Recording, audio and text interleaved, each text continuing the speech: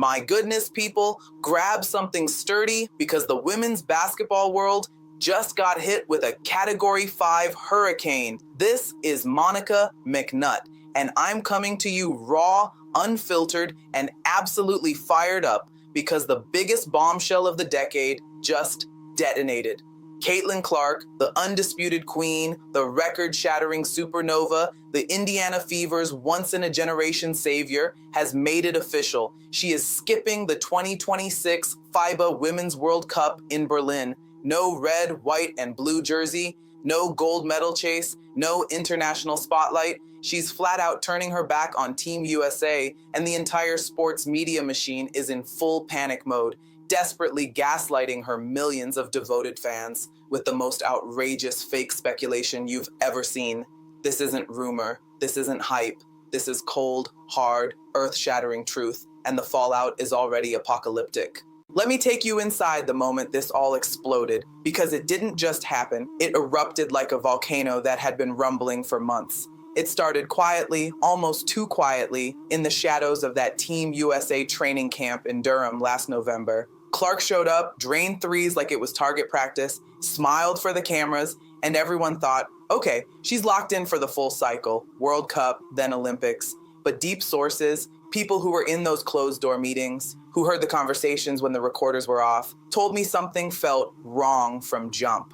Clark wasn't fully engaged in the long-term talks. Her body language screamed priority shift. She was polite, professional, but distant. And then, right after the holidays, on January 2nd, 2026, the official word drops from her camp. Caitlin Clark will not participate in the 2026 FIBA Women's World Cup. She's prioritizing rest, recovery, and an all-out assault on the WNBA championship with the Indiana Fever. Boom. Just like that, the basketball universe cracks in half. This isn't some minor decision. This is seismic. The World Cup is the proving ground. It's where Olympic rosters get cemented. It's where legends add hardware before the big stage in LA 2028. And Clark, the biggest star the women's game has ever seen, the one who sells out arenas, crashes websites, and moves the needle like no one else, she's saying no. She's choosing the Fever over flag and country. She's betting everything on bringing Indianapolis its first WNBA title. And you know what? From a pure basketball standpoint, it makes ruthless sense. The Fever were one win away from the finals last year. They return basically intact, hungrier than ever. Clark's got Aaliyah Boston locking down the paint, Kelsey Mitchell raining fire from the perimeter, and a bench that's finally deep enough to compete. September 2026, that's playoff time. That's when legacies get forged in the WNBA. Why risk burnout, injury, or mental fatigue flying across the world when you can stay home and hunt a ring? But oh, the drama doesn't stop there. Not even close. Because while Clark's camp was making this gut-wrenching call, the sports media empire, the same one that built her up, then tried to tear her down, then built her up again, was already in overdrive, spinning a completely different narrative.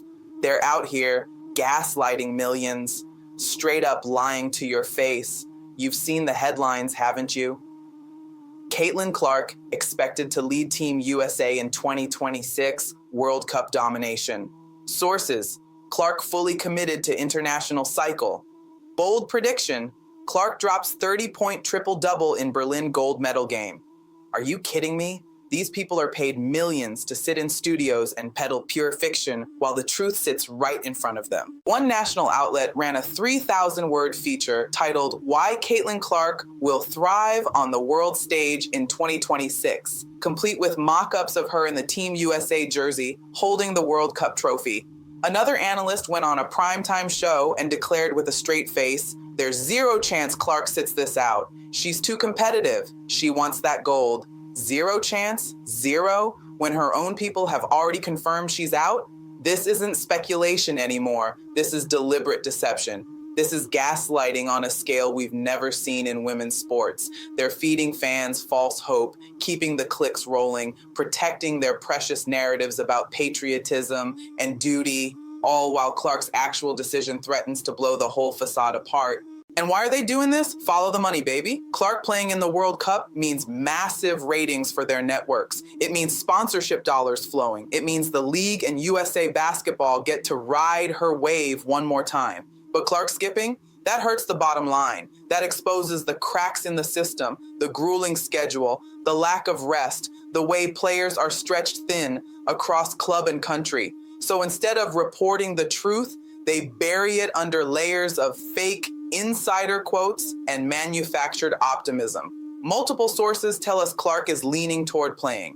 Multiple sources, try zero, try made up, try agenda-driven nonsense designed to manipulate the fan base into believing something that was never going to happen. Now let's peel back the curtain even further, because this decision didn't come out of nowhere. There are layers to this onion that will make you cry blood. Go back to the 2024 Olympic snub. Remember that? When Clark, the biggest name in the sport, got left off the roster by a selection committee stacked with old guard loyalties. That cut deep, real deep. Sources close to Clark say that moment changed everything. It planted a seed of doubt. Why sacrifice everything for a system that didn't want me when I was at my peak? And now, with the power finally in her hands, with brands begging for her face, arenas selling out in minutes, the WNBA booming because of her, she's exercising that power.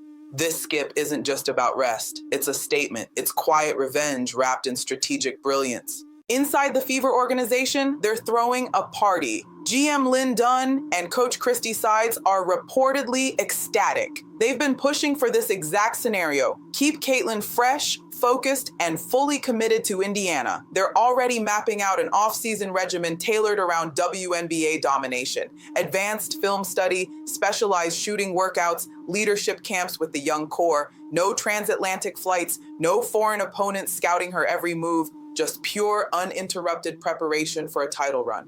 One front office exec was overheard saying, "This is the best thing that could happen. We're not sharing her this summer. She's ours." But across the league, pure chaos. Rival teams are livid. New York Liberty players are texting group chats. She's dodging the real competition. Las Vegas Aces veterans are rolling their eyes. Back in our day, you played until you dropped. Even some Fever teammates are conflicted. Proud of Clark's focus, but sad to miss out on sharing the international stage with her. The emotional ripple effect is massive. Young girls who idolize Clark are confused. Why isn't she playing for our country?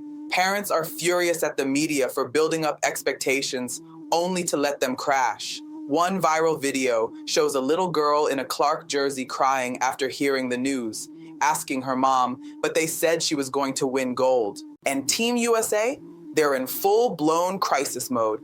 Sue Bird, as managing director, is scrambling behind the scenes, making urgent calls to fill the massive void left by Clark's absence. Who steps up as the primary ball handler? Who draws the crowds in Berlin? Who carries the offensive load when defenses collapse? Veterans like Sabrina Ionescu and Jewel Lloyd are stepping up, saying all the right things publicly. We'll be fine, next player up. But privately, there's resentment brewing. Why does she get to pick and choose while we grind year-round? The locker room divide is real, and it's ugly, escalating the drama even more. Whispers are turning into shouts about potential repercussions. Is USA Basketball considering blackballing Clark for 2028? Some hardliners are pushing for it. If you skip the World Cup, you don't deserve the Olympics. Others are terrified of the backlash. Alienating the biggest star would tank interest in LA. League Commissioner Kathy Engelbert is caught in the middle, trying to thread the needle, support player rest while preserving international commitments. Emergency meetings are happening daily. Sponsors are nervous. NBC, who holds the broadcast rights, is reportedly furious. Clark was their guaranteed ratings rocket. But the real war is being waged online and in the streets. Clark fans, the most passionate, loyal army in sports, are in full revolt against the media gaslighters. Hashtags like "media lied again," "Clark deserves better," and "Gaslightgate" are dominating trends. Fan accounts are digging up old articles, screenshots of analysts swearing Clark was 100% in and plastering them everywhere with captions like "liars." Petitions are circulating demanding apologies from major networks. Boycotts are being organized, fans swearing off certain shows, unsubscribing from platforms that push the false narrative. One fan group raised thousands in hours to fly banners over ESPN headquarters. Stop lying about Caitlyn. Analysts are splitting into camps. Some are doubling down on the gaslighting, calling Clark's decision selfish and damaging to the growth of the game. Others are finally waking up, admitting they got played by their own sources. One former player turned commentator went viral with a tearful monologue. We failed her. We built this fairy tale that she was going to carry Team USA, and now we're shocked when she chooses herself. Shame on us. The emotion is raw, palpable, electric. Diving deeper into the personal toll, because this isn't just basketball, this is human. Clark herself has stayed mostly silent publicly, letting her camp handle the announcement. But those close to her paint a picture of a young woman torn apart by the weight of expectation. She loves representing USA. She grew up dreaming of Olympic gold, but the grind, the nonstop scrutiny, the physical demands, the mental warfare, it's taken a toll. Sources say she's been battling quiet exhaustion, nagging injuries that the public never hears about, and the constant pressure of being the one. This decision wasn't easy. There were sleepless nights, heated debates with her inner circle, tears shed over what it means for her legacy. Her family is fully supportive, but even they're feeling the heat. Hate mail pouring in, calling her unpatriotic, death threats from the fringes. Meanwhile, Fever fans are building shrines, murals popping up in Indianapolis, billboards crowdfunded with messages like, "We got you, CC, bring home that ring." The divide is stark, international traditionalists versus the new era player empowerment movement. Now let's talk about the broader scandal unfolding, because this skip has exposed decades of hypocrisy. Players have been complaining about the schedule for years. WNBA season, then straight into overseas leagues, then national team duty, with almost no off-season. Burnout is epidemic. Injuries are skyrocketing. But when lesser-known players spoke up, they were ignored. Now Clark, the megastar, does it. And suddenly everyone's listening. Is this fair? No. But is it effective? Absolutely. Her decision could force real change. Better rest periods, aligned calendars, actual player input on international commitments. Coaches are drawing battle lines. Cheryl Reeve, with her USA basketball ties, is reportedly apoplectic, calling it a dangerous precedent. Christy sides, she's all in. Caitlyn's health and our championship aspirations come first. End of story. College coaches are watching closely, recruits now asking about pro schedule sustainability. Agents are salivating. This levels up their leverage in future negotiations. The scandals keep piling on. Leaks about secret offers. USA Basketball allegedly dangled extra marketing perks, bonus payments, even Olympic captaincy to sway Clark. She said no. Rumors of rival players lobbying against her selection out of fear she'd dominate minutes. Whispers that certain media members were fed false. She's playing stories directly from league plants to control the narrative. It's a web of intrigue that would make a Hollywood writer blush. As we head into the heart of this storm, the reactions are reaching fever pitch. Arenas are buzzing with pre-game chants, "Let Caitlyn rest," opposing fans booing her name with World Cup traitor signs. Teammates defending her in pressers, voices cracking with emotion, young fans starting movements. Players are people too, veterans firing back. "We played hurt, we played tired, why can't she?"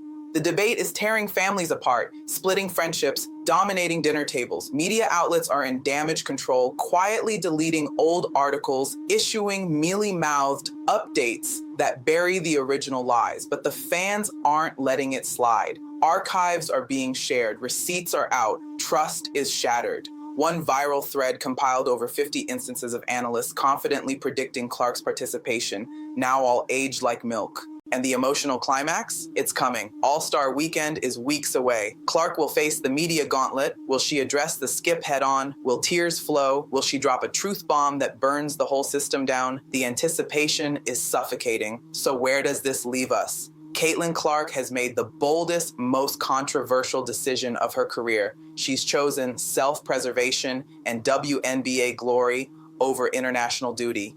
The media gaslit millions trying to hide it. Fans are divided, heartbroken, enraged, inspired, all at once. The league is at a crossroads: adapt to the new player-empowered reality or risk losing its brightest lights.